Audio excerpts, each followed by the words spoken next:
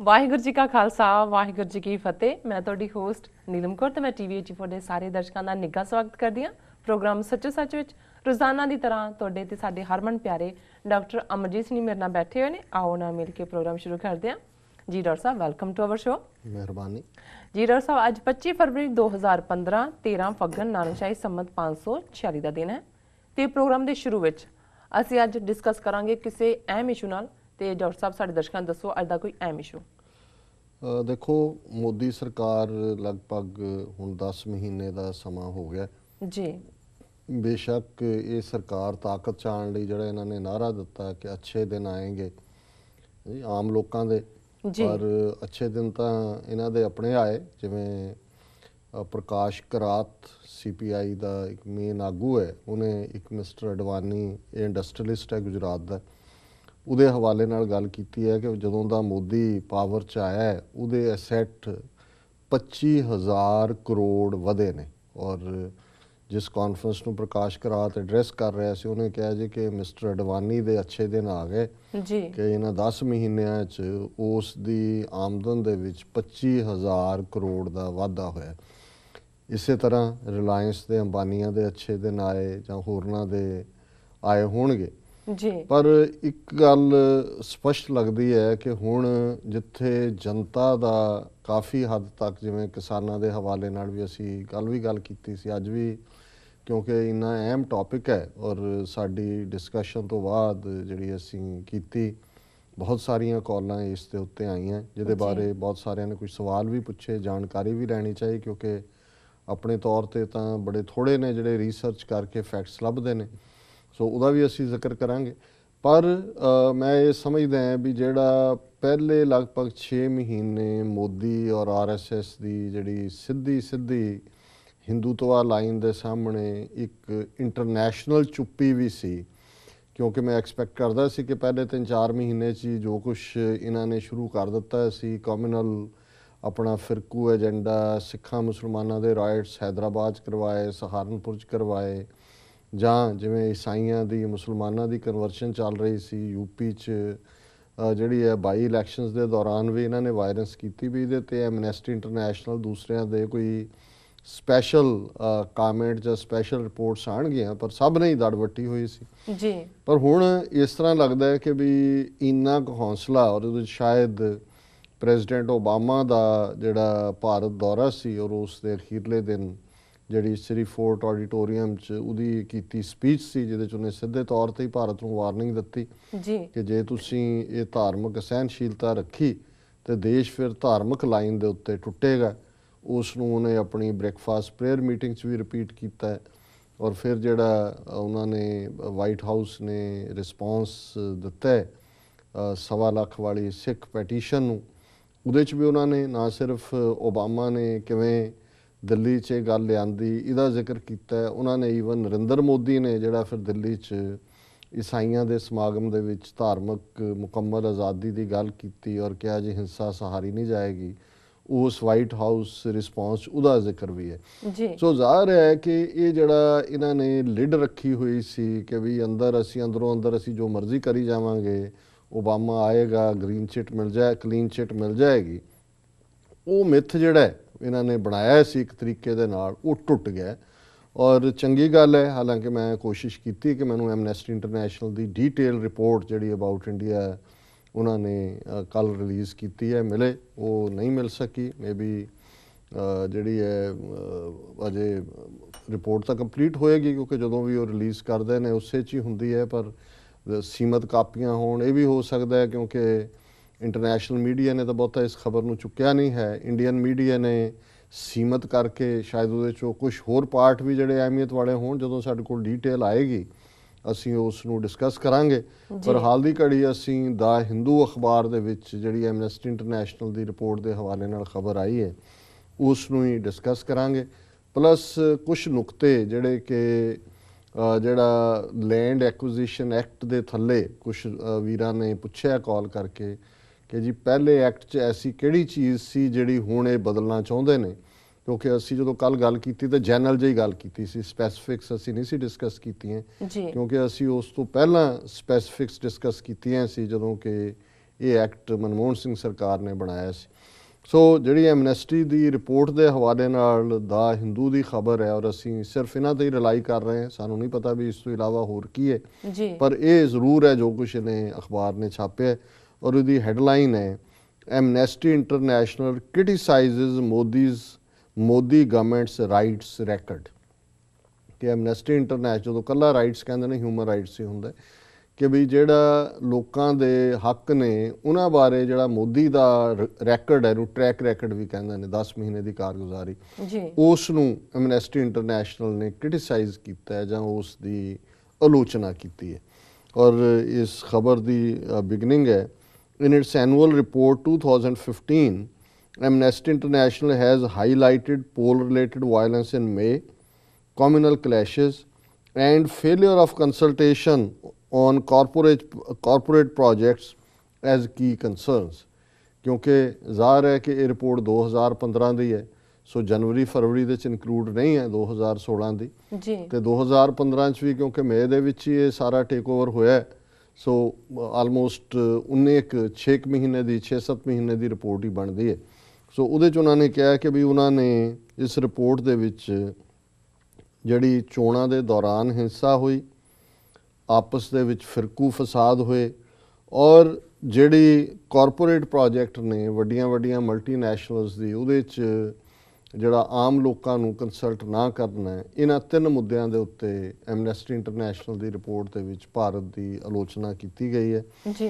Human rights group Amnesty international on Wednesday criticized the Narendra Modi-led government, saying under the new regime India had witnessed a rise in communal violence and its land acquisition ordinance has put thousands of Indians at risk of forcible eviction।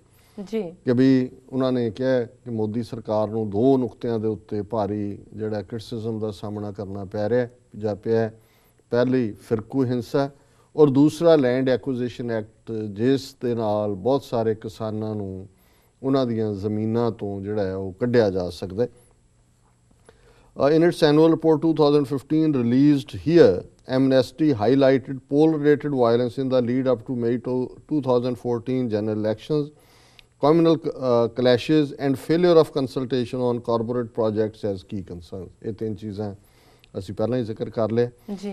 National elections in May saw a government led by Bharatiya Janata Party came to power with a landslide victory। ਭਾਰੀ ਬਹੁਮਤ ਨਾਲ ਮੋਦੀ ਸਰਕਾਰ ਜਿਹੜੀ ਹੈ ਉਹ ਮਈ ਦੇ ਵਿੱਚ ਹੋਂਦ ਦੇ ਵਿੱਚ ਆਈ। Prime Minister Narendra Modi, who campaigned on promises of good governance and development for all, made commitments to improve access to financial services and sanitation for people living in poverty। ਕਿ ਮੋਦੀ ਨੇ ਜਿਹੜਾ ਕਿ ਵਿਕਾਸ ਏਜੰਡੇ ਦੇ ਥੱਲੇ ਪਾਵਰ ਦੇ ਵਿੱਚ ਆਇਆ, ਉਸ ਨੇ ਇਕਰਾਰ ਕੀਤੇ ਕਿ ਉਹ ਵਧੀਆ ਵਿੱਤੀ ਜਿਹੜੀ ਹੈ ਹੈਲਪ ਔਰ ਆਮ ਲੋਕਾਂ ਦੇ ਲਈ ਸਫਾਈ ਸਹੂਲਤਾਂ ਜਿਹੜੀਆਂ ਨੇ ਉਹ ਪ੍ਰੋਵਾਈਡ ਕਰੇਗਾ। ਜੀ। However, the government took steps towards reducing requirements to consult with communities affected by corporate-led projects, Amnesty said in its report। ਪਰ ਜਿਹੜੀ ਹਕੀਕਤ ਹੈ ਕਿ ਜਿਹੜੇ ਕਾਰਪੋਰੇਟ ਜਾਂ ਵੱਡੀਆਂ ਮਲਟੀ ਨੈਸ਼ਨਲ ਹਾਊਸਿਸ ਜਿਹੜੇ ਪ੍ਰੋਜੈਕਟ ਲਾਗੂ ਕਰ ਰਹੇ ਨੇ, ਉਸ ਬਾਰੇ ਮੋਦੀ ਸਰਕਾਰ ਨੇ ਆਮ ਲੋਕਾਂ ਦੀ ਰਾਏ ਲੈਣ ਨੂੰ ਬਹੁਤ ਘਟਾ ਦਿੱਤਾ ਹੈ, ਔਰ ਇਹ ਉਹਨਾਂ ਨੇ ਇੱਕ ਹਿਊਮਨ ਰਾਈਟ ਦੀ ਵਾਇਓਲੇਸ਼ਨ ਗਿਣੀ ਹੈ। ਜੀ। The report highlighted that the authorities continue to violate people's right to privacy and freedom of expression। ਕਿ ਜਿਹੜੇ ਭਾਰਤੀ ਸਿਸਟਮ ਹੈ ਉਹਦੇ 'ਚ ਲੋਕਾਂ ਦਾ ਜਿਹੜਾ ਪ੍ਰਾਈਵੇਸੀ ਦਾ ਹੱਕ ਹੈ ਔਰ ਆਪਣੇ ਵਿਚਾਰਾਂ ਦੀ ਜਿਹੜੀ ਐਕਸਪ੍ਰੈਸ਼ਨ ਹੈ ਜਾਂ ਵਿਚਾਰਾਂ ਦੇ ਪ੍ਰਗਟਾਵਾ ਦਾ ਹੱਕ ਹੈ, ਉਸ ਨੂੰ ਉਹ ਵਾਇਓਲੇਟ ਕਰ ਰਹੀ ਹੈ ਜਾਂ ਉਸ ਨੂੰ ਉਹ ਆਨਰ ਨਹੀਂ ਕਰ ਰਹੀ।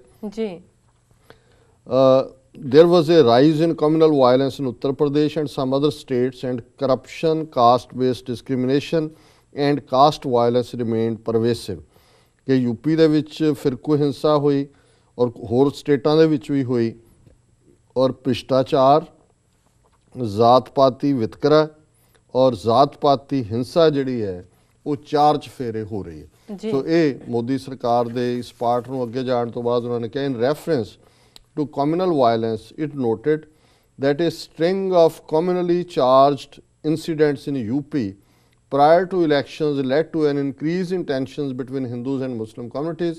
Politicians were accused of and in some cases criminally charged with making provocative speeches. ਸੋ ਇਹਨਾਂ ਨੇ ਯੂਪੀ ਦੇ ਹਵਾਲੇ ਨਾਲ ਸਪੈਸੀਫਿਕਲੀ ਗੱਲ ਕੀਤੀ ਹੈ ਕਿ ਯੂਪੀ ਦੀਆਂ ਚੋਣਾਂ ਤੋਂ ਪਹਿਲਾਂ ਜਿਹੜੀ ਹੈ ਹਿੰਦੂ ਔਰ ਮੁਸਲਮਾਨ ਫਿਰਕਿਆਂ ਦੇ ਵਿੱਚ ਟਕਰਾਅ ਪੈਦਾ ਕਰਨ ਲਈ ਜਿਹੜੇ ਸਿਆਸਤਦਾਨ ਨੇ ਉਹਨਾਂ ਨੇ ਬੜੇ ਭੜਕਾਊ ਬਿਆਨ ਦਿੱਤੇ ਔਰ ਇਹ ਇਸ ਗੱਲ ਨੇ ਦਸੰਬਰ Hindu groups were accused of forcibly converting several Muslims and Christians to Hinduism ਦਾ ਰਿਪੋਰਟ ਸੈਡ ਕਿ ਦਸੰਬਰ ਦੇ ਮਹੀਨੇ 'ਚ ਹਿੰਦੂ ਗਰੁੱਪਾਂ ਨੇ ਜ਼ਬਰਦਸਤੀ ਮੁਸਲਮਾਨਾਂ ਔਰ ਈਸਾਈਆਂ ਨੂੰ ਹਿੰਦੂ ਬਣਾਇਆ। The rights body also went on to single out the land acquisition ordinance for criticism as it described the move as a new risk to thousands of Indians. ਔਰ ਉਹਦੇ 'ਚ ਉਹਨਾਂ ਨੇ ਕਿਹਾ ਕਿ ਵੀ ਇਹ ਜਿਹੜਾ ਲੈਂਡ ਐਕੁਇਜ਼ੀਸ਼ਨ ਐਕਟ ਹੈ ਆਰਡੀਨੈਂਸ ਹੈ ਇਹ ਬੜਾ ਖਤਰਨਾਕ ਹੈ ਕਿਉਂਕਿ ਇਹਦੇ ਨਾਲ ਹਜ਼ਾਰਾਂ ਜਿਹੜੇ ਭਾਰਤੀ ਨੇ ਉਹ ਜਿਹੜੇ ਨੇ ਬੇਜ਼ਮੀਨੇ ਹੋਣਗੇ ਔਰ ਉਹ ਬਿਲਕੁਲ ਡਿਸਪੋਜ਼ੈਸਡ ਹੋਣਗੇ ਜੀ। ਸੋ ਇਹ ਮੇਨ ਜਿਹੜੇ 3 ਨੁਕਤਿਆਂ ਦੇ ਉੱਤੇ ਉਹਨਾਂ ਨੇ ਗੱਲਬਾਤ ਕੀਤੀ ਹੈ ਔਰ ਕਿਉਂਕਿ ਐਮਨੈਸਟੀ ਇੰਟਰਨੈਸ਼ਨਲ ਨੇ ਵੀ ਆਪਣੀ ਰਿਪੋਰਟ 'ਚ ਲੈਂਡ ਐਕੁਇਜ਼ੀਸ਼ਨ ਐਕਟ ਦੀ ਗੱਲ ਕੀਤੀ, ਅਸੀਂ ਕੱਲ੍ਹ ਦੇ ਪ੍ਰੋਗਰਾਮ 'ਚ ਨੂੰ ਡਿਸਕਸ ਕੀਤਾ ਸੀ। ਸੋ BBC ਨੇ 5 ਨੁਕਤੇ ਉਹ ਦਿੱਤੇ ਨੇ ਜਿਹੜਾ ਕਿ ਪਿਛਲਾ ਲੈਂਡ ਐਕੁਇਜ਼ੀਸ਼ਨ ਐਕਟ ਜਿਹੜਾ ਕਿ ਮਨਮੋਹਨ ਸਿੰਘ ਸਰਕਾਰ ਨੇ 2013 ਦੇ ਵਿੱਚ ਪਾਸ ਕੀਤਾ ਸੀ, ਜਿਸ ਦੇ ਉੱਪਰ ਇਹਨਾਂ ਨੇ ਆਰਡੀਨੈਂਸ ਲਿਆਂਦਾ ਔਰ ਹੁਣ ਉਸ ਆਰਡੀਨੈਂਸ ਨੂੰ ਕਾਨੂੰਨ ਬਣਾਉਣ ਦੇ ਲਈ ਪਾਰਲੀਮੈਂਟ ਦੇ ਵਿੱਚ ਇਹਨਾਂ ਨੇ ਬਿੱਲ ਪੇਸ਼ ਕੀਤਾ ਹੈ ਵੀ 5 ਐਸੇ ਨੁਕਤੇ ਨੇ ਜਿਹੜੇ ਕਿ 2013 ਦੇ ਕਾਨੂੰਨ ਦੇ ਵਿੱਚ ਅਮੈਂਡਮੈਂਟ ਕਰਨ ਦੇ ਨੇ ਔਰ ਉਹ ਕਿਸਾਨਾਂ ਦਾ ਬੇੜਾ ਗਰਕ ਕਰਦੇ ਨੇ ਜੀ। ਪਹਿਲਾ ਜਿਹੜਾ ਉਹਨਾਂ ਦਾ 2013 ਦਾ ਐਕਟ ਸੀ ਉਹਦੇ 'ਚ ਇਹ ਹੈ ਵੀ ਜੇ ਕਿਤੇ ਵੀ ਜ਼ਮੀਨ ਐਕਵਾਇਰ ਕਰਨੀ ਹੈ ਸਰਕਾਰ ਨੇ ਜਾਂ ਕਾਰਪੋਰੇਸ਼ਨ ਦੇ ਨਾਂ ਥੱਲੇ, ਉਹਦੇ ਲਈ ਜਿਨ੍ਹਾਂ ਦੀ ਜ਼ਮੀਨ ਐਕਵਾਇਰ ਕਰਨੀ ਆ ਉਹਨਾਂ ਦੀ 80% ਜਿਹੜੇ ਜ਼ਮੀਨ ਓਨਰ ਨੇ ਉਹਨਾਂ ਦੀ ਰਜ਼ਾਮੰਦੀ ਜ਼ਰੂਰੀ ਹੈ 80%। ਪਰ ਨਵਾਂ ਜਿਹੜਾ ਹੈ ਉਹਦੇ ਥੱਲੇ ਕਿਸੇ ਦੀ ਰਜ਼ਾਮੰਦੀ ਜ਼ਰੂਰੀ ਨਹੀਂ, ਜਿਹਨੂੰ ਮਰਜ਼ੀ ਸਰਕਾਰ ਨੋਟਿਸ ਦੇ ਕਿ ਜੀ ਤੁਹਾਡੀ ਜ਼ਮੀਨ ਜਿਹੜੀ ਅਸੀਂ ਇਸ ਪ੍ਰੋਜੈਕਟ ਲਈ ਲੈਣੀ ਹੈ ਉਹਦੇ 'ਚ ਕਿਸੇ ਦੀ ਰਜ਼ਾਮੰਦੀ ਜਿਹੜੀ ਹੈ ਕਿਸਾਨਾਂ ਦੀ ਲੈਣ ਦੀ ਲੋੜ ਨਹੀਂ, ਜਦੋਂ ਕਿ ਪਹਿਲੀ ਦੇ ਵਿੱਚ 80% ਜੇ ਕਿਸਾਨ ਸਹਿਮਤ ਹੋਣ ਜਿਨ੍ਹਾਂ ਦੀ ਜ਼ਮੀਨ ਲੈਣੀ ਹੈ ਫਿਰ ਹੀ ਜ਼ਮੀਨ ਲਈ ਜਾ ਸਕਦੀ ਸੀ। 2013 ਦੇ ਕਾਨੂੰਨ 'ਚ ਇਹ ਸੀ ਕਿ ਜਿੱਥੇ ਜੋ ਲੱਗਣਾ ਹੈ ਉਹਦਾ ਪਹਿਲਾਂ ਇੱਕ ਸੋਸ਼ਲ ਸਰਵੇ ਕਰਵਾਇਆ ਜਾਏਗਾ ਤਾਂ ਕਿ ਉਸ ਪ੍ਰੋਜੈਕਟ ਦਾ ਸਮਾਜਿਕ ਪ੍ਰਭਾਵ ਕੀ ਹੋਏਗਾ, ਲੋਕਾਂ ਦੇ ਉੱਤੇ ਕੀ ਅਸਰ ਹੋਏਗਾ ਸਮਾਜ ਤੇ। ਪਰ ਜਿਹੜਾ ਹੁਣ ਇਹ ਲਿਆ ਰਹੇ ਨੇ ਐਕਟ ਬਣਾਉਣਾ ਚਾਹੁੰਦੇ ਨੇ ਜਿਹਨੂੰ ਕਾਨੂੰਨ, ਉਹਦੇ ਥੱਲੇ ਇਸ ਕਿਸਮ ਦੇ ਕਿਸੇ ਸਰਵੇ ਦੀ ਲੋੜ ਨਹੀਂ। 2013 ਦੇ ਕਾਨੂੰਨ ਦੇ ਵਿੱਚ ਇਹ ਸੀ ਕਿ ਜੇ ਜਿਹੜੀ ਜ਼ਮੀਨ ਐਕਵਾਇਰ ਕੀਤੀ ਗਈ ਹੈ ਕਿਸੇ ਵੀ ਪ੍ਰੋਜੈਕਟ ਲਈ, ਜੇ 5 ਸਾਲ ਤੱਕ ਉਹ ਪ੍ਰੋਜੈਕਟ ਉੱਥੇ ਨਹੀਂ ਲੱਗਦਾ ਤੇ ਫਿਰ ਉਹ ਜ਼ਮੀਨ ਉਹਨਾਂ ਨੂੰ ਵਾਪਸ ਕਰ ਦਿੱਤੀ ਜਾਏਗੀ। ਲੇਕਿਨ ਜਿਹੜਾ ਨਵਾਂ ਹੈ ਉਹਦੇ 'ਚ ਇਹ ਹੈ ਕਿ ਜਦੋਂ ਤੱਕ ਮਰਜ਼ੀ ਤੱਕ ਉਹਨੂੰ ਜਿਹੜਾ ਐਲਾਨ ਉਹਨੂੰ ਕੰਪਲੀਟ ਕਰਨ, ਕੋਈ ਜ਼ਮੀਨ ਵਾਪਸੀ ਦਾ ਜਿਹੜਾ ਬੰਦੋਬਸਤ ਇਸ ਦੇ ਵਿੱਚ ਨਹੀਂ ਕੀਤਾ ਗਿਆ। ਹੁਣ ਜਿਹੜਾ ਬਹੁਤ ਖਤਰਨਾਕ ਹੈ ਕਿ 2013 ਦੇ ਕਾਨੂੰਨ 'ਚ ਇਹ ਸਪਸ਼ਟ ਸੀ ਕਿ ਸਿਰਫ ਬੰਜਰ ਜ਼ਮੀਨ ਜਿਹੜੀ ਹੈ ਜਿੱਥੇ ਖੇਤੀ ਨਹੀਂ ਹੁੰਦੀ ਉਹੀ ਐਕਵਾਇਰ ਕੀਤੀ ਜਾ ਸਕਦੀ ਹੈ, ਜਿੱਥੇ ਸਿੰਚਾਈ ਹੁੰਦੀ ਹੈ, ਖੇਤੀਬਾੜੀ ਹੁੰਦੀ ਹੈ ਔਰ ਫਸਲਾਂ ਉਗਦੀਆਂ ਨੇ ਉਹ ਜ਼ਮੀਨ ਐਕਵਾਇਰ ਨਹੀਂ ਕੀਤੀ ਜਾ ਸਕਦੀ। ਪਰ ਜਿਹੜਾ ਹੁਣ ਮੋਦੀ ਦਾ ਕਾਨੂੰਨ ਹੈ ਉਹਦੇ ਥੱਲੇ ਹਰ ਕਿਸਮ ਦੀ ਜ਼ਮੀਨ, ਭਾਵੇਂ ਤੁਸੀਂ ਉੱਥੇ 3 ਫਸਲਾਂ ਉਗਾ ਰਹੇ ਹੋ, ਤੁਹਾਡੀ ਜਿੰਨੀ ਮਰਜ਼ੀ ਫਰਟਿਲ ਜ਼ਮੀਨ ਹੈ ਉਹਨੂੰ ਉਹ ਐਕਵਾਇਰ ਕਰ ਸਕਦੇ ਨੇ। ਔਰ ਪੰਜਵਾਂ ਸੀ ਕਿ ਬਈ ਜੇ ਕੋਈ ਵੀ ਜਿਹੜੇ ਪ੍ਰਾਈਵੇਟ ਸੈਕਟਰ ਵਾਲੇ ਨੇ ਜਾਂ ਸਰਕਾਰ ਹੈ ਉਹ ਜ਼ਮੀਨ ਐਕਵਾਇਰ ਕਰਨ ਲੱਗਿਆ ਕਾਨੂੰਨ ਦੀ ਉਲੰਘਣਾ ਕਰਦੀ ਹੈ ਤਾਂ ਤੁਸੀਂ ਅਦਾਲਤ ਦੇ ਵਿੱਚ ਉਸ ਦੇ ਖਿਲਾਫ ਅਪੀਲ ਕਰ ਸਕਦੇ ਹੋ। ਪਰ ਇਹ ਜਿਹੜਾ ਹੁਣ ਨਵਾਂ ਲਾਅ ਹੈ ਇਹਦੇ ਥੱਲੇ ਤੁਸੀਂ ਕੋਈ ਵੀ ਮਾਮਲਾ ਜਿਹੜਾ ਇਸ ਐਕਵਾਇਰਿੰਗ ਤੋਂ ਬਾਅਦ ਸ਼ੁਰੂ ਹੁੰਦਾ ਹੈ ਉਹਨੂੰ ਤੁਸੀਂ ਅਦਾਲਤ ਦੇ ਵਿੱਚ ਵੀ ਨਹੀਂ ਲਿਜਾ ਸਕਦੇ। ਸੋ ਹੁਣ ਹੈਰਾਨੀ ਹੈ ਕਿ ਇੱਕ ਦੇਸ਼ ਜਿਸ ਦੀ 60% ਤੋਂ ਜ਼ਿਆਦਾ ਜਿਹੜੀ ਆਬਾਦੀ ਹੈ ਉਹਨਾਂ ਦੀ ਰੋਟੀ ਰੋਜ਼ੀ ਦਾ ਜ਼ਰੀਆ ਜ਼ਮੀਨ ਹੋਏ ਤੇ ਉਹਨਾਂ ਦੀ ਜ਼ਮੀਨ ਤੁਸੀਂ ਖੋਹਣ ਦੇ ਲਈ ਇੱਕ ਡੈਮੋਕ੍ਰੇਸੀ ਦੇ ਨਾਂ ਥੱਲੇ ਔਰ ਇੱਕੋ ਬੀਜੇਪੀ ਦੀ ਸਰਕਾਰ ਜਿਹੜੀ ਉੱਥੇ ਕਹਿ ਕੇ ਆਏ ਕਿ ਜੀ ਅਸੀਂ ਕਿਸਾਨ ਦੋਸਤ ਹੈ, ਅਸੀਂ ਫਲਾਣੇ ਹੈ, ਇਹ ਤਾਂ ਪਤਾ ਸੀ ਕਿ ਬਾਣੀਏ ਨੇ, ਵਪਾਰੀ ਨੇ, ਉਹਨਾਂ ਨੂੰ ਫਾਇਦਾ ਪਹੁੰਚਾਉਣਗੇ। ਪਰ ਇੱਕ ਪਾਸੇ ਹਜ਼ਾਰਾਂ ਕਿਸਾਨ ਪਹਿਲਾਂ ਹੀ ਖੁਦਕਸ਼ੀਆਂ ਕਰ ਰਹੇ ਨੇ ਭਾਰਤ ਭਰ ਦੇ ਵਿੱਚ ਔਰ ਦੂਸਰੇ ਪਾਸੇ ਇਸ ਕਿਸਮ ਦਾ ਆਰਡੀਨੈਂਸ ਲਿਆ ਕੇ ਆਹ ਸ਼ਰਤਾਂ ਲਿਆਣੀਆਂ। ਇਹ ਤਾਂ ਮੈਂ ਸਮਝਦਾ ਵੀ ਅੱਜ ਵੀ ਗੱਲ ਹੋ ਰਹੀ ਸੀ ਆਫਿਸ 'ਚ ਵੀ, ਕੱਲ੍ਹ ਵੀ ਅਸੀਂ ਇਹ ਡਿਸਕਸ ਕੀਤਾ ਸੀ ਆਪਣੇ ਪ੍ਰੋਗਰਾਮ ਕਿ ਹੁਣ ਜੇ ਕੋਈ ਰਾਈਟ ਲੀਡਰਸ਼ਿਪ ਖੜੀ ਹੋਏ, ਹੁਣ ਅੰਨਾ ਹਜ਼ਾਰੇ, ਕੇਜਰੀਵਾਲ, ਆਪਣੀ ਇਹਨਾਂ ਦੀ ਬਾਣੀਆਂ ਬੈਕਗਰਾਊਂਡ ਹੈ, ਮਨੀ ਲੈਂਡਰ ਨੇ, ਇਹ ਕਿੰਨੀ ਕੁ ਇਹਨਾਂ ਨੂੰ ਕਿਸਾਨਾਂ ਦਾ ਹਿੱਤ ਕਿੰਨੀ ਕੁ ਦੂਰ ਤੱਕ ਜਾਣਗੇ। ਹਾਲ ਦੀ ਘੜੀ ਤਾਂ ਚਲੋ ਚੰਗੀ ਗੱਲ ਹੈ ਵੀ ਅੰਨਾ ਹਜ਼ਾਰੇ ਨੇ ਆ ਕੇ ਇਹਦੇ ਖਿਲਾਫ ਜਿਹੜੀ ਹੈ ਉਹ ਰੈਲੀ ਕੀਤੀ ਹੈ ਜਾਂ ਬੈਠਿਆ ਜੰਤਰ ਮੰਤਰ ਤੇ। ਪਰ ਇਹ ਇੱਕ ਐਸਾ ਮੌਕਾ ਹੈ ਕਿ ਜੇ ਅੱਜ ਰਾਈਟ ਥਿੰਕਿੰਗ, ਜਦੋਂ ਕਿਸਾਨ ਬਾਹਰ ਆ ਜਾਂਦੇ ਨੇ, ਫਿਰ ਕੋਈ ਫੌਜ, ਕੋਈ ਜਹਾਜ਼, ਕੋਈ 에ਅਰ ਫੋਰਸ, ਕੋਈ ਨੇਵੀ, ਕੋਈ ਗਰਾਊਂਡ ਆਰਮੀ ਕੁਝ ਨਹੀਂ ਕਰ ਸਕਦੀ ਜੀ। ਸੋ ਅਸੀਂ ਸਮਝਦੇ ਹਾਂ ਵੀ ਇਹ ਤਾਂ ਇਹਨਾਂ ਨੇ ਪਹਿਲੇ 8-10 ਮਹੀਨੇ 'ਚ ਹੀ ਆਪਣੀ ਕਬਰ ਆਪ ਖੋਦ ਲਈ। ਔਰ ਹੈਰਾਨੀ ਹੈ, ਅਕਾਲੀ ਦਲ, ਕੱਲ ਵੀ ਅਸੀਂ ਜ਼ਿਕਰ ਕੀਤਾ ਸੀ, ਜੀ ਹੁਣ ਅੱਜ ਉਹ ਜਿਹੜਾ ਕਹਿੰਦੇ ਨੇ ਗੋਂਗਲੂਆਂ ਤੋਂ ਮਿੱਟੀ ਲਾਹਣ ਲਈ ਸੁਖਦੇਵ ਸਿੰਘ ਢੀਂਡਸਾ, ਚੰਦੂ ਮਾਜਰਾ, ਇਹ 2-4 ਜਿਹੜੇ MP ਬਣੇ ਨੇ, ਇਹ ਜਾ ਕੇ ਮਿਲੇ ਹੈ ਉੱਥੇ ਉਹਨਾਂ ਨੂੰ, ਮਿਨਿਸਟਰ ਨੂੰ, ਅਰੁਣ ਜੇਤਲੀ ਨੂੰ, ਦੂਜੇ ਨੂੰ, ਕਿ ਜੀ ਅਸੀਂ ਇਸ ਲੈਂਡ ਐਕੁਇਜ਼ੀਸ਼ਨ ਬਿੱਲ ਦੇ ਵਿਰੋਧ 'ਚ ਨਹੀਂ ਆਏ, ਇਹਦੇ 'ਚ ਥੋੜ੍ਹਾ ਜਿਹਾ ਸੁਧਾਰ ਕਰ ਦਿਓ। ਜੇ 80% ਦੀ ਪਰਮਿਸ਼ਨ ਰੱਖੀ ਹੈ ਕਿਸਾਨਾਂ ਦੀ ਜ਼ਮੀਨ ਜਿਨ੍ਹਾਂ ਦੀ ਲੈਣੀ ਹੈ ਉਹ 51% ਕਰ ਦਿਓ। ਮੁਆਵਜ਼ੇ ਦਾ ਥੋੜ੍ਹਾ, ਮਤਲਬ ਹੁਣ ਸੱਪ ਦੇ ਮੂੰਹ 'ਚ ਕੋਹੜ ਕਰ ਲਿਆ ਇਹਦੇ ਕੋਲੋਂ। ਤਾਂ ਸ਼ਿਵ ਸੈਨਾ ਵਾਲੇ ਉਹਨਾਂ ਜਿੰਨਾ ਮਰਜ਼ੀ ਉਹਨਾਂ ਨੂੰ ਅਸੀਂ ਫੈਨੈਟਿਕ ਕਹੀਏ ਜੀ, ਉਹਨਾਂ ਨੇ ਫਰਮ ਸਟੈਂਡ ਲਿਆ ਪਹਿਲੇ ਦਿਨ ਤੋਂ। ਉਹਨੇ ਉਧਵ ਠਾਕਰੇ ਨੇ ਕਿਹਾ, ਉਹਨੇ ਕਿਹਾ ਜਿਹੜੇ ਮਾੜੇ ਮੋਟੇ ਕਿਸਾਨਾਂ ਦਾ ਸਾਹ ਨਿਕਲਦਾ ਉਹਨਾਂ ਦਾ ਗਲਾ ਨਾ ਕੁੱਟੋ। ਜੀ ਜੀ। ਔਰ ਬਾਕੀ ਵੀ ਜਿਹੜੇ ਕੋਈ ਥੋੜੇ ਬਹੁਤ ਵੀ ਅਣਖ ਰੱਖਦੇ ਨੇ ਉਹਨਾਂ ਨੇ ਆਪਣੀ ਆਵਾਜ਼ ਚੁੱਕੀ ਹੈ। ਪਰ ਇਹ ਬੇਸ਼ਰਮੀ ਦਾ ਆਲਮ ਹੁੰਦਾ ਹੈ ਜਦੋਂ ਤੁਸੀਂ ਜਿਨ੍ਹਾਂ ਲੋਕਾਂ ਦੇ ਆਪਣੇ ਆਪ ਨੂੰ ਨੁਮਾਇੰਦੇ ਕਹਿੰਦੇ ਹੋ। ਔਰ ਸਭ ਤੋਂ ਜ਼ਿਆਦਾ ਇਫੈਕਟ ਜਿਹੜਾ ਇਸ ਦਾ ਪੰਜਾਬ ਤੇ ਹੋਏਗਾ, ਕਿਉਂਕਿ ਜੇ ਫਰਟਲ, ਹੁਣ ਜੇ ਬੰਜਰ ਜ਼ਮੀਨ ਐਕਵਾਇਰ ਕਰਨ ਦੀ ਗੱਲ ਸੀ, ਉਹਦਾ ਪੰਜਾਬ ਤੇ ਅਸਰ ਨਹੀਂ ਸੀ ਹੋਣਾ, ਕਿਉਂਕਿ ਪੰਜਾਬ ਦੀ ਜਿੰਨੀ ਜ਼ਮੀਨ ਹੈ ਮੇਰਾ ਖਿਆਲ ਹੈ ਵਾਹੀ ਯੋਗ, ਉਹ 90% ਅੰਡਰ ਕਲਟੀਵੇਸ਼ਨ ਪਹਿਲਾਂ ਹੀ ਹੈ। ਸੋ ਪੰਜਾਬ 'ਚ ਤਾਂ ਐਕਵਾਇਰ ਕਰਨ ਦਾ ਰਹਿੰਦਾ ਹੀ ਨਹੀਂ ਸੀ। ਲੇਕਿਨ ਜਦੋਂ ਹੁਣ ਇਹ ਹੈ ਵੀ ਕੋਈ ਵੀ ਐਕਵਾਇਰ ਕੀਤੀ ਜਾ ਸਕਦੀ ਹੈ, ਉਹ ਤਾਂ ਪੰਜਾਬ ਸਾਰਾ ਹੀ ਰਿਸਕ ਤੇ ਆ ਜਾਂਦਾ ਹੈ। ਸੋ ਆਉਣ ਵਾਲੇ ਦਿਨਾਂ 'ਚ ਅਸੀਂ ਦੇਖਾਂਗੇ ਕਿ ਹੁਣ ਪਹਿਲਾਂ ਤਾਂ ਮੋਦੀ ਬੜਾ ਧੌਣ ਸਿੱਧੀ ਕਰਕੇ ਹੰਕਾਰਿਆ, ਕਹਿੰਦਾ ਸੀ ਨਹੀਂ ਇਹ ਐਸੇ ਹੀ ਪਾਸ ਹੋਗਾ। ਹੁਣ ਅੱਜ ਖਬਰਾਂ ਸੀ ਕਿ ਜੀ BJP is ready to go an extra mile to accommodate the different viewpoint। ਸੋ ਇਹਦਾ ਮਤਲਬ ਹੈ ਵੀ ਥੋੜਾ ਜਿਹਾ ਝਟਕਾ ਇਹਨਾਂ ਨੂੰ ਲੱਗਾ। ਔਰ ਮੈਂ ਸਮਝਦਾ ਵੀ ਇਹੀ ਜੇ ਇਸ਼ੂ ਨੂੰ ਖੜਾ ਕਰ ਦਿੱਤਾ ਜਾਏ ਪ੍ਰੋਪਰਲੀ ਤੇ ਇਹਦੇ 'ਚ ਹੀ ਮੋਦੀ ਸਰਕਾਰ ਪੂਰੀ ਤਰ੍ਹਾਂ ਡੁੱਬੇਗੀ ਔਰ ਬੁਰੀ ਤਰ੍ਹਾਂ ਡੁੱਬੇਗੀ। ਜੀ ਡਾਕਟਰ ਸਾਹਿਬ, ਤੁਹਾਡਾ ਬਹੁਤ ਬਹੁਤ ਸ਼ੁਕਰੀਆ। ਇਸ ਨਾਲ ਲੈਣੇ ਬ੍ਰੇਕ। ਵਿਊਅਰਸ, ਤੁਸੀਂ ਕਿਤੇ ਨਹੀਂ ਜਾਣਾ, ਮਿਲਦੇ ਹਾਂ ਛੋਟੇ ਵਕਫੇ ਤੋਂ ਬਾਅਦ।